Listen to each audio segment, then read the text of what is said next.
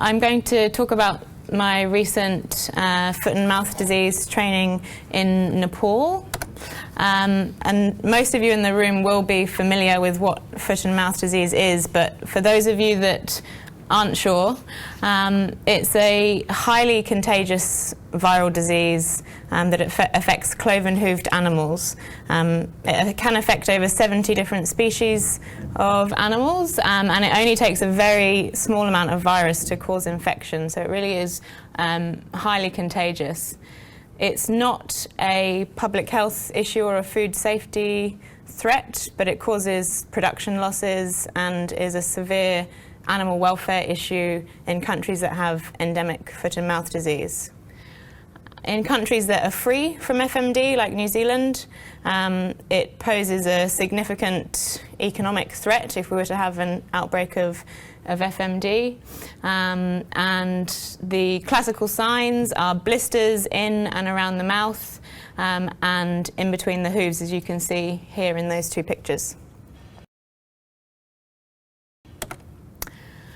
Why is it important for us to be prepared for an outbreak of FMD?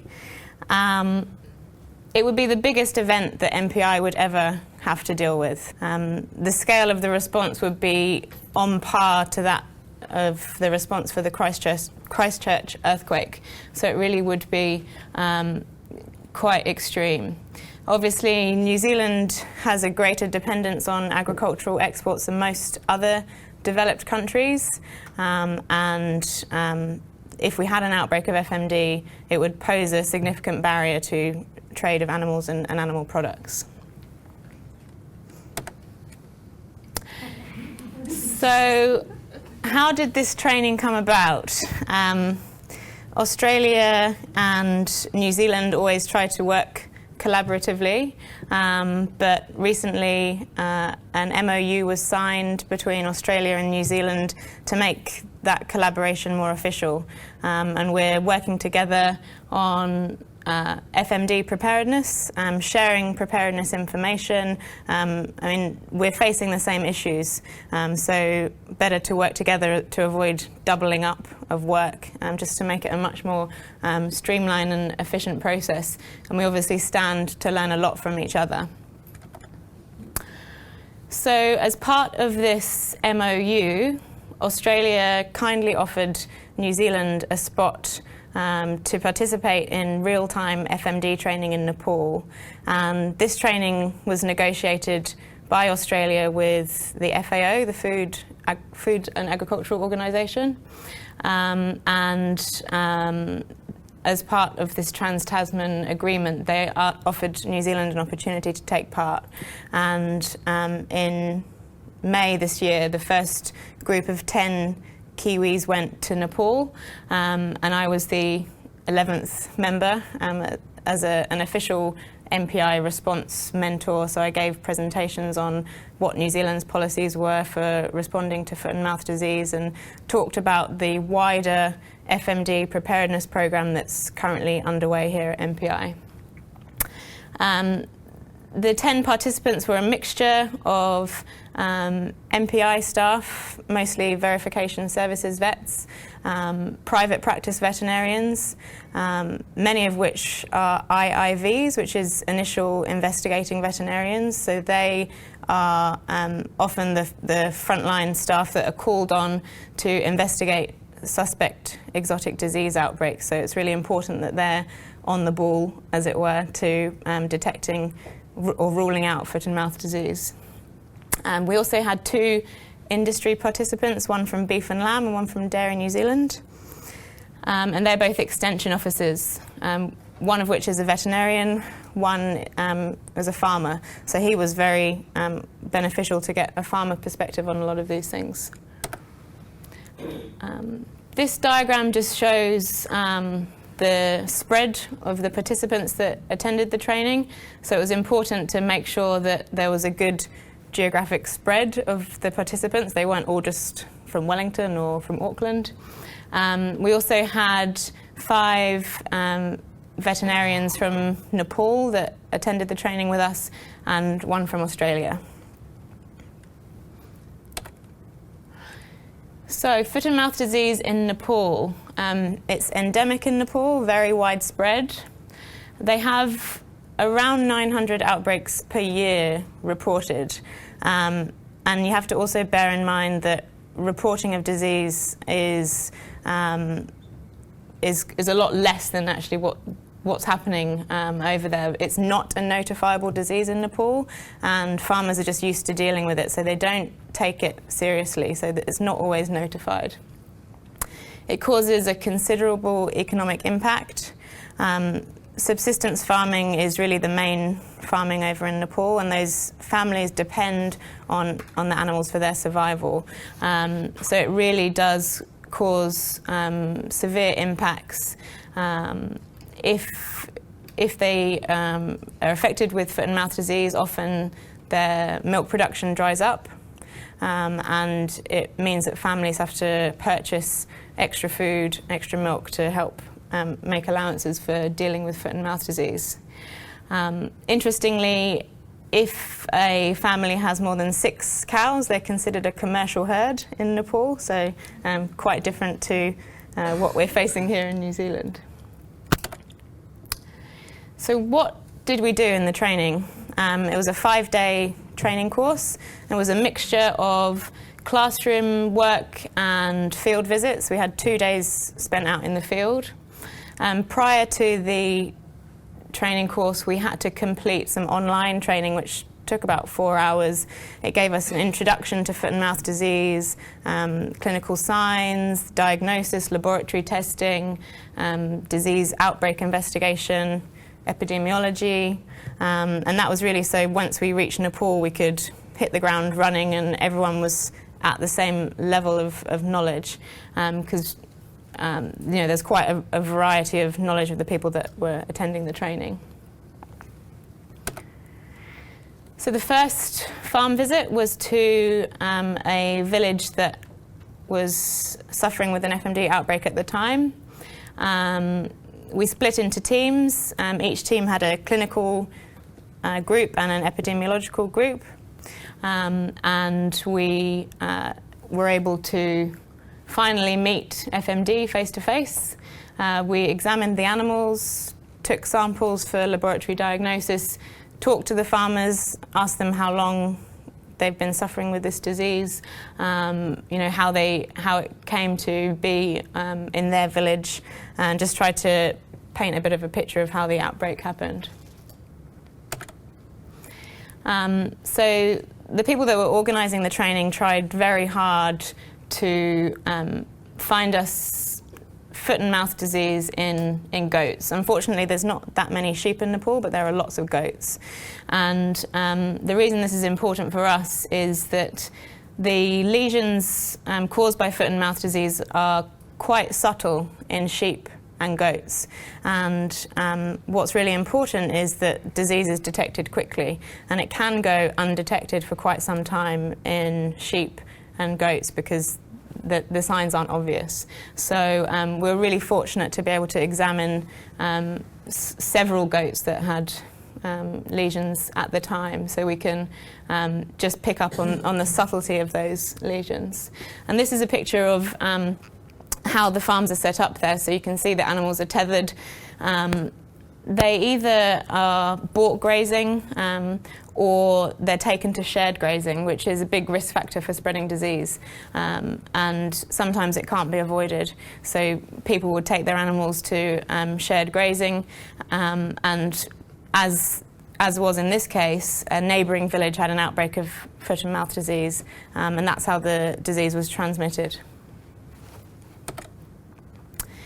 So one important thing that we learned about while we were doing the training is how to age lesions.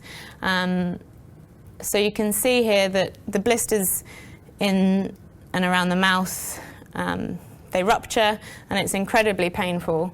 The animals can't eat, they can't drink, and the lesions in between their hooves are also incredibly painful. And the problem in Nepal is they don't really have much supportive care, so they often become infected, and so the recovery is prolonged, which again prolongs the impact that the disease is having on them. So aging the lesions is important to try and get an idea of how long the infection has been happening. It could be that this outbreak has been going on for a very long time undetected, and that would be particularly important in a country that's free from FMD, so you can have an idea of how long this problem's been going on without us knowing about it. The longer it goes undetected, the worse the outbreak could become. So what did we do to help Nepal? Obviously, we learned a lot from this training, but it was important that we could give back. And we were given the task by the Director of Agriculture that at the end of the training, what he really wanted was for us to give him some practical advice, practical solutions to try and help them in their control program for eradicating foot and mouth disease. Now, some of you may be familiar with this, the Progressive Control Pathway. It's a joint tool developed by the FAO and the OIE to help countries that are not free from FMD become free. And it's a step-by-step program that really forms the backbone of how countries progress to implement a control program with the aim of eradicating the disease. And Nepal has the aim of eradicating clinical foot and mouth disease by 2020. And while we were there, the main problems we identified was a lack of awareness. That's a problem that would probably be similar to New Zealand as well, having a lack of awareness of foot and mouth disease and the importance that disease has. So we tried to come up with some practical solutions of how they can raise awareness in Nepal. And we were fortunate to have the extension officers from industry. They really did have some good ideas for extension material. They even designed a poster that the EU FMD are going to be preparing and making up into handouts to use in raising awareness. The other thing which you may find surprising is no matter where you are in Nepal, even if you're halfway up a mountain, all their mobile phones work wherever they are.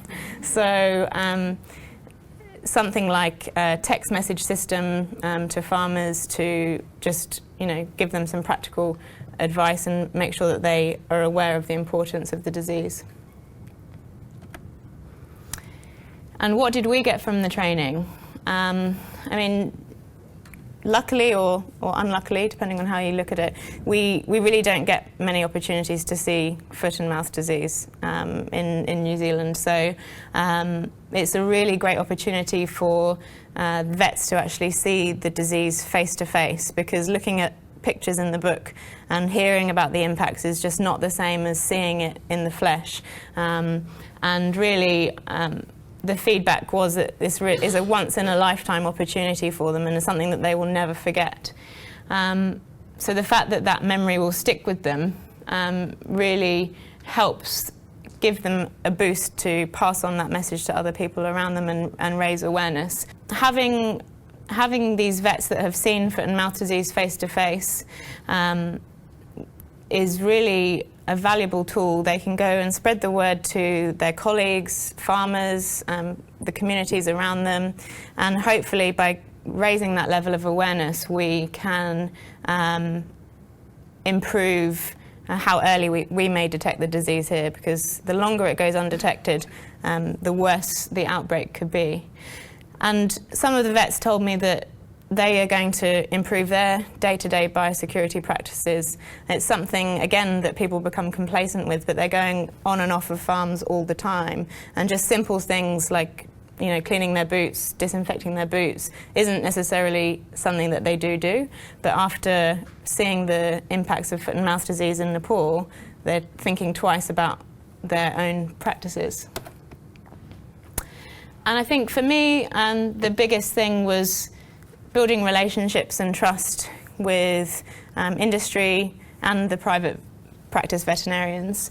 They often have a picture of what MPI does or what we don't do, and it was really a great opportunity for them to learn about the complexity of dealing with a foot and mouth disease outbreak, and also grow their confidence that we are doing work to be better prepared. And probably the biggest thing to come out of this training is cascade training. So every participant has a responsibility to pass on what they've learned, because not everyone will get the opportunity to go to Nepal and see foot and mouth disease. But a lot of people stand to learn a lot more. And we returned from Nepal in June, and since then there have been over 50 either conference talks, newspaper articles, radio interviews, farmer focus groups, and that's really quite impressive. And the organisers of the training have given us feedback saying that the New Zealand group has been the most proactive in the cascade training. So everyone who went to Nepal really does deserve a pat on the back, because they're helping raise awareness much wider than just the people that got to go on this training.